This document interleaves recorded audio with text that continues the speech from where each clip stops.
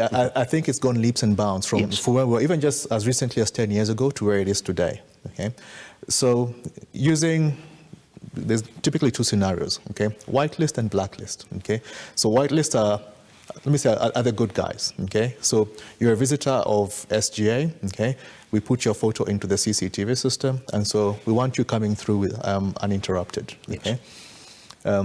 Jackson is a bad guy, okay? So he goes onto the blacklist, okay? So anytime he appears anywhere that a camera picks up his image, okay, we want an alert that is someone that is either unwelcome on this property or has been known in the past to, conduct crime, okay, steal. Okay, so it's someone that is a red flag, okay? So when they come anywhere near your property, you want to be notified of it. And this is technology actually we've implemented. The financial services sector has it. So if you're a fraudster, you've gone into one bank branch, okay? You conduct your fraud and theft, okay? The security department will then, pick up your mugshot, I can call it that, okay? Put it into their database, okay? So let's assume you do that in Mombasa, okay? You then take a vehicle and come to Nairobi and walk into another bank branch within CBD. Okay, with the systems there today, you've been flagged as a fraudster, so you're on the blacklist. Okay, as soon as you walk into the branch in Nairobi, having performed crime in Mombasa, the system will alert you. And the banks nowadays they've come of age. All of them actually now are developing centralized control rooms. So irrespective of the bank and how many branches they've got in their control room, they have visibility of all their branches. So what will happen is there'll be a red flag comes up on the system and says, Elijah just walked into some bank on Kenyatta Avenue. Okay, and then you can then now activate the security team to come and pick you up, the police to pick you up. So it's the whole security, all the systems now becoming one ecosystem. Okay? The way we choose to look at it is, whereas before security was seen as, actually most security departments they were cost centers, okay? It's a center where the head of security will say, okay, I need CCTV cameras, I need an access control system, I need guards. In fact, guards is because it's recurrent. Every month you're paying for the deployment of guards that you've got, okay? So it was cost, I need, okay? But security, where it has come today, it's actually now an enabler to business.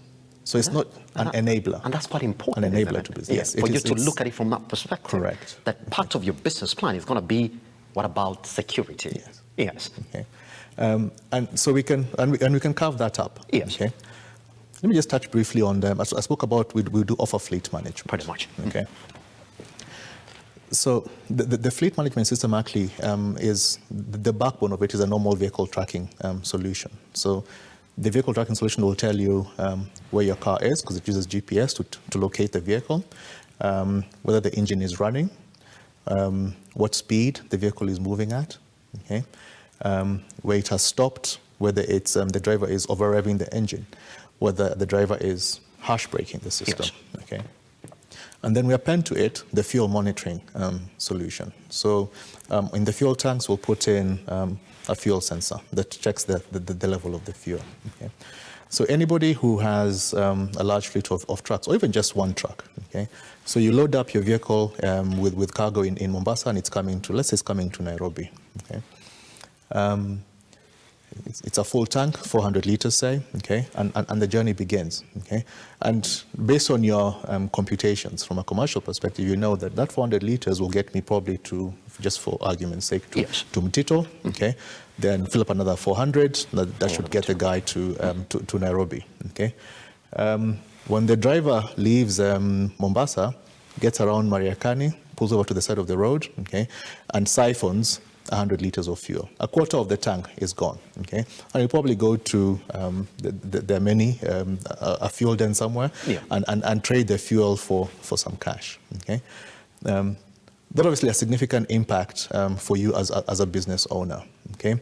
Not only is it, inflating or causing you to have much higher, operating cost, but then also when they decant the 100 liters, because he knows he must get to Mtito to get his refueling, he'll probably, top it up with something adulterated, okay, which has also now makes it even worse, okay, because it's affecting the running of your engine. It's affecting the, just the how long the shelf life or the lifespan that the particular truck that you've invested quite a huge chunk of money will run for. So you now take this tracking system with the fuel monitoring, okay, and you begin now to put in checks and balances, okay. We can say that from loading in Mombasa all the way to Mtito, this truck should not stop, okay. You put in a parameter and says if it stops for more than a minute or 2 minutes, okay, notify me. If this truck deviates from the Mombasa highway as we know it, okay, it goes off only just as far as 50, 100 meters off the main track, notify me, okay. So you now begin to use what is previously just a security system, okay, as a business management tool, okay. But also along that way, okay, it will tell you that from Mombasa to Mtito, typically with a truck, it takes 6 hours, okay. So even in terms of how you engage with your customer, okay. So customer has contracted you to deliver mzigo, okay. You can know almost to let's say to the hour, okay, to the hour.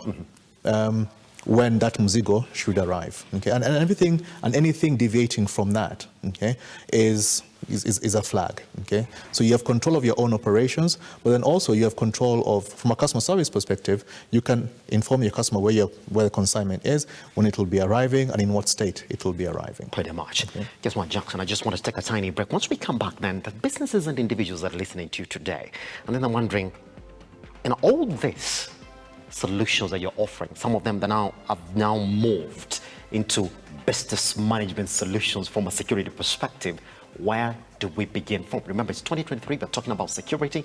Another conversation is, do you know whether your business is actually secure with these security solutions you're talking about?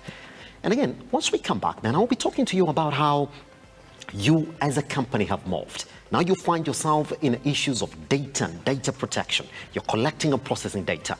Is that predisposing you to become something else other than security, or the definition of security in essence is also changing? Good. Now we do know exactly what the conversation is. And once we come back from this break, we still do have Jackson with us really talking about SGA, but not just about SGA then, practically about why security is not just about security now. It's moved into something different. In fact, he's saying, well, it's a business management tool.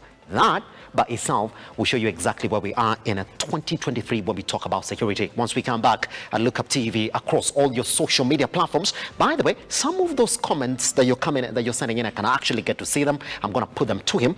Keep them coming in. Once we come back right here at the Morning Draft.